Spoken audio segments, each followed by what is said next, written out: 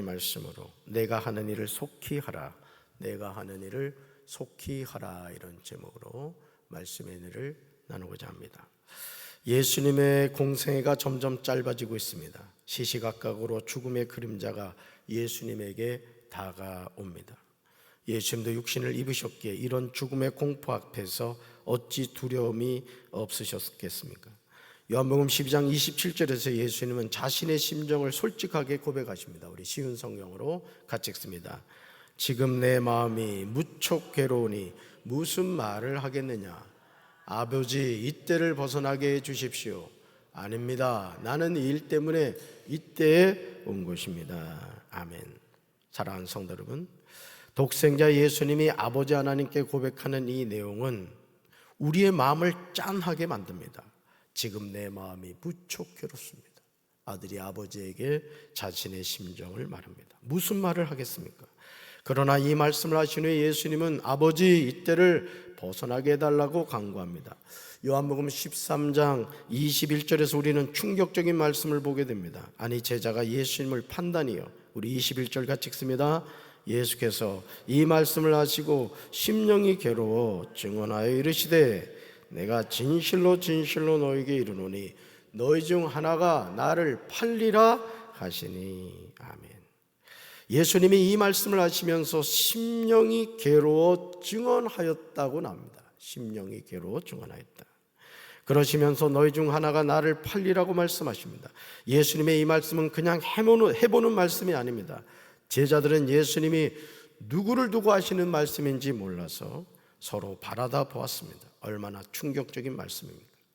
제자 가운데 한 사람이 예수님을 판단이요, 살아가는 성도 여러분, 우리는 습관적으로 예수님을 사랑한다고 고백합니다. 예수님 저 사랑해요. 김집사보다 제가 더 예수님 사랑해요. 박집사보다 제가 예수님 더 사랑해요 라고 고백합니다. 물론 그 고백이 진실임을 누가 부인하겠습니까? 그러나 어느 순간 많은 사람들이 예수님을 배신합니다. 예수님을 팔아먹습니다. 자신의 쾌락을 위하여, 자신의 성공을 위하여 말합니다.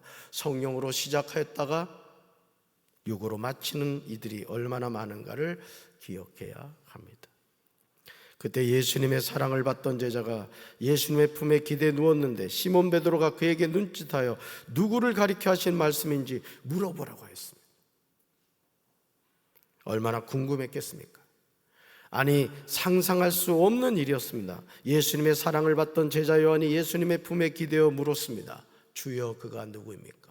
주여, 지금 주님이 말씀하시는 그 예수님을 팔아먹는다는 사람이 누굽니까? 라고 물었습니다.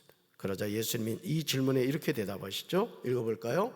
내가 빵 한 조각을 찍어서 주는 바로 그 사람이다 하시면서 그 빵 조각을 적셔서 시몬 가룟의 아들 유다에게 주셨습니다. 얼마나 구체적인 말씀입니까? 예수님이 직접 빵 한 조각을 찍어서 주는 바로 그 사람이 나를 팔리라는 말씀입니다. 그리고 그렇게 해서 준 사람이 누구였다고요? 가룟 유다였습니다. 그런데 이 상황을 바라보는 제자들의 관점과 예수님의 관점이 달랐다는 거예요. 예수님이 제일 먼저 유다에게 빵 조각을 건네는 것을 보고 제자들은 예수님이 유다를 제일 많이 신임한다고 생각했던 거예요. 그러나 가룟 유다는 너희 중 하나가 나를 팔리라는 예수님의 말씀이 언급될 때부터 내심으로 그것이 자신을 가리킴을 알고 있었을 것입니다. 예수님의 제자로 부르심을 받았는데 예수님을 팔아먹는 제자가 된다는 사실이 말이 됩니까? 그러나 안타깝게도 가룟 유다는 이 일을 하였습니다. 요한복음 13장 27절에서 예수님이 주시는 빵 조각을 유다가 받자 사탄이 그에게 들어갔습니다. 그때 예수님이 가룟 유다에게 말씀하셨습니다. 내가 할 일을 어서 하여라. 예수는 가룟 유다가 회개할 모든 기회를 제공하셨지만 가룟 유다가 스스로 이를 거부하였습니다. 예수님은 더 이상 유다를 긍휼의 감정으로 대할 수 없었습니다. 그래야 예수님은 허락이 아니라 일종의 명령으로 유다에게 지시하십니다. 그래야 예수님은 허락이 아니라 일종의 명령을 통해서 가룟 유다가 예수님이 베푸시는 사랑과 애정이 담기는 마지막 회개 호소를 거부하는 것을 보게 됩니다. 완전히 사탄의 지배 속으로 자신을 내던져버리고 말았습니다. 여러분, 주님께서 우리에게 회개할 기회를 주실 때, 돌이킬 수 있는 기회를 주실 때, 주님 제가 잘못했습니다. 주님 제가 잘못했습니다. 저를 불쌍히 여겨 주십시오. 회개하고 돌이킬 때 주님이 우리를 받아주실 줄로 믿습니다. 가룟 유다의 마음을 틈틈이 엿보고 있던 사탄이 예수님이 유다에게 떡을 띄워주시며 마지막 회개의 기회를 주셨음에도 불구하고 그 기회를 거부하자 그 기회를 틈타고 유다를 온전히 사로잡은 것입니다. 읽어볼까요? 우리는 회개할 기회를 선용해야 합니다. 아멘. 자, 보세요. 가룟 유다에게 회개할 기회를 주님이 주셨는데 그 회개할 기회를 선용하지 않으니까 사탄이 어떻게 했다고요? 가룟 유다의 마음을 완전히 지배해 버렸다는 거예요. 하나님이 주신 기회를 던져버리니까 사탄이 그 기회를 이용하더라는 것이죠. 요한복음 13장 28절과 29절을 보시면 예수님이 하시는 말씀과 이 상황을 바라보는 제자들의 모습이 나옵니다. 우리 말씀 같이 읽습니다. 이 말씀을 무슨 뜻으로 하셨는지 그 앉은 자 중에 아는 자가 없고 어떤 이들은 유다가 돈깨를 맡았으므로 명절에 우리가 쓸 물건을 사라 하시는지 혹은 가난한 자들에게 무엇을 주라 하시는 줄로 생각하더라. 아멘. 이 말씀을 무슨 뜻으로 하셨는지 어떤 이들은 유다가 돈깨를 맡았으므로 생각하더라. 전혀 달랐다는 거예요. 그러니까 우리는 여러분이 성경을 대할 때 어떤 착각을 하냐면 성경의 어떤 전체적인 내용을 알고 있단 말이에요, 우리는. 그러나 제자들은 전체를 모르고 있죠. 그러니까 지금 눈뜬 시각장애인이나 마찬가지인 거예요. 너희 가운데 하나가 나를 팔리라 분명히 이렇게 말씀하셨음에도 불구하고 그 주님의 말씀을 깨닫지 못하더라는 거죠. 가룟 유다의 의도적이고 치밀한 계획과 행동으로 인하여 예수님과 함께 현장에 있던 제자들 가운데서 아무도 그가 배신자인 줄 몰랐다는 거죠. 가룟 유다의 이중인격은 제자들 사이에 오히려 두터운 신임을 얻게 할 정도로 교모했습니다. 가룟 유다가 돈깨를 맡고 있었기에 예수님이 내 하는 일을 속히 하라고 했을 때 제자들은 당연히 유월절을 앞두고 그 행사와 결부된 일을 생각했던 거예요. 그러나 예수님의 말씀은 달랐던 것입니다. 예수님의 순환을 전혀 깨닫지 못한 결과였던 것입니다. 유다는 예수님이 하시는 말씀의 의미를 알고 있었어요. 여러분, 강단에서 하나님의 말씀이 선포될 때 여러분 안에 성령님이 계시면 그 성령님이 여러분들의 마음을 흔듭니다. 회개해라. 너 그러면 안 돼. 너 주의 종 앞에서 그렇게 살면 안 돼. 너 말씀 가운데 그렇게 살면 안 돼. 자꾸 우리 마음을 막 흔듭니다. 그런데 한편에서는 마귀가 너 그럴 필요 없어. 네가 뭘 잘못했는데. 보세요. 하나님 주신 기회가 있고 마귀는 그 기회를 삼키려고 해요. 회개하면 마귀에게 주어진 기회는 사라지는 거예요. 깨달아지십니까? 오늘 가룟 유다에게는 그 기회가 주어졌던 거예요. 그가 만약 주님 잘못했습니다. 제 생각을 마귀가 지배하고 말았습니다. 주님 제 마음에 예수님 팔아먹어야 되겠다는 생각이 들었습니다. 저는 예수님께 너무너무 실망이 됐습니다. 이 나라를 로마의 압제로부터 구원해 주실 분이라 생각했는데 예수님의 그런 모습이 보이지 않아 너무 실망이 됐습니다. 회개합니다. 예수님 팔아먹지 않겠습니다. 그 기회를 선용했다면 아마 성경에 가룟 유다서가 써졌을지도 모릅니다. 그런데 그 기회를 가룟 유다는 포기했고 사탄은 그 기회를 오히려 선용했던 것이죠. 가룟 유다는 예수님의 말씀을 듣고 돌이킬 회개의 기회가 있었지만 그 회개의 기회를 포기했던 거예요. 요한복음 13장 30절에 이렇게 나와요. 읽어볼까요?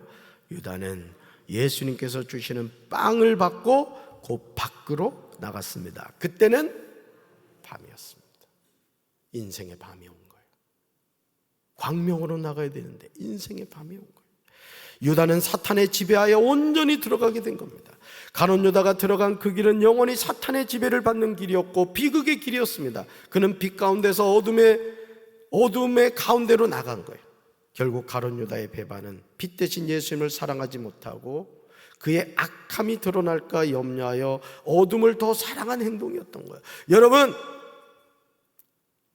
죄를 지으셨습니까? 넘어졌습니까? 하나님을 실망시켰습니까? 저도 그럴 때가 많아요. 그러나 그러한 때에 더 우리가 가야 될 것은 어둠이 아니란 말이에요. 주님 앞으로 나가셔야 돼요. 그리고 손 드셔야 돼요. 천부의 의지 없어서 손 들고 옵니다. 항복하셔야 돼요. 아멘이십니까? 그때 얄팍한 자존심, 마귀가 주는 생각에 붙잡혀서 어둠으로 가면 갈수록 마귀는 여러분을 완전히 지배하게 되는 거예요. 따라서 회개할 기회를 선용하겠습니다. 회개할 기회를 선용하겠습니다. 이제 우리는 하나님의 자녀로서 빛의 자리로 나아가야 될 줄로 믿습니다. 엎어지고 넘어졌을 때, 창피한 일을 당했을 때 거기에 거꾸로 지지 마셔야 돼요. 일어나셔야 돼요. 그리고 주님 앞에 이렇게 고백해요. 주님, 그래도 저 주님의 아들이죠. 그래도 저 주님의 딸이죠. 실망스러우셨죠. 그래도 주님 받아주세요. 주님이 그러실 겁니다. 그럴 줄 알았다? 네, 그럴 줄 알았어. 네가 좀 열심히 한다 싶더니 그럴 줄 알았어. 괜찮아. 넘어지면서 다시 일어나는 거야. 나만 바라보면 돼. 내가 너 도와줄게. 내가 너의 아버지잖아. 여러분, 걸음마를 배우는 애가 넘어졌다고 너는 그것밖에 못하냐는 엄마 아빠가 어디 있습니까? 괜찮아. 그러다 보면 온전히 서서 걷게 되는 거야. 그렇게 말하지 않습니까? 예수님의 12제자 가운데 한 사람으로 부르심을 받았던 가룟 유다가 예수님을 은 30에 팔았음을 기억해야 돼요. 바로 그 한 사람이 내가 될 수 있습니다. 여러분의 마음과 생각을 하나님 앞에 온전히 내려놓으시길 바랍니다. 회개 자리로 나아갑시다. 회개의 기회를 선용합시다. 그리고 하나님이 주신 그 기회를 선용해서 4월 한 달 동안 마귀에게 패배하는 인생이 아니라 승리하는 인생, 회개의 기회를 선용하고 하나님과 동행하는 우리 사랑하는 성도들 되기를 주님의 이름으로 축원합니다. 가슴에 손 얹읍시다. 사랑의 주님, 우리는 하나님의 자녀입니다. 그래도 넘어지고 실수할 때가 많습니다. 그럼에도 저희들 붙잡아 주시고 끝까지 믿음으로 승리하게 하옵소서. 이제는 우리 주 예수 그리스도의 크신 은혜와 하나님 아버지의 한없는 사랑과 성령님의 교통하심이 회개의 기회를 선용하며 날마다 하나님께로 가까이 나가기 원하는 사랑하는 주의 백성들 위해 이제부터 영원토록 함께 하시기를 간절히 축원하옵나이다. 아멘.